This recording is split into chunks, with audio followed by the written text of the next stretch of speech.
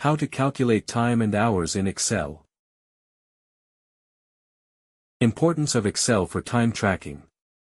Excel simplifies time management tasks, allowing you to calculate time differences, working hours, and schedules efficiently.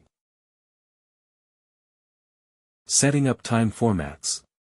Proper time format, HHMM, and date format, DD/MM/YYYY, in Excel ensure accurate time calculations, preventing formatting errors. Calculating time differences. Use formulas like equals B2, A2.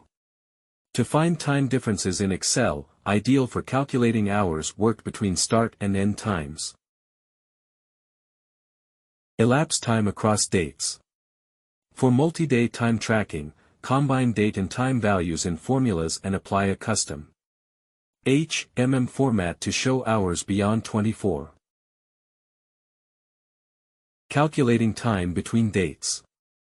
The datediff function in Excel helps find differences in days, months, or years, useful for project durations and anniversaries. Combining date and time calculations. Complex calculations are possible by combining dates and times, such as tracking hours from a start date, time to an end date, time.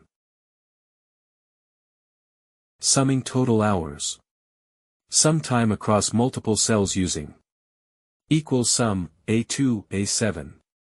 And format as HMM for total hours, useful for time and expense tracking.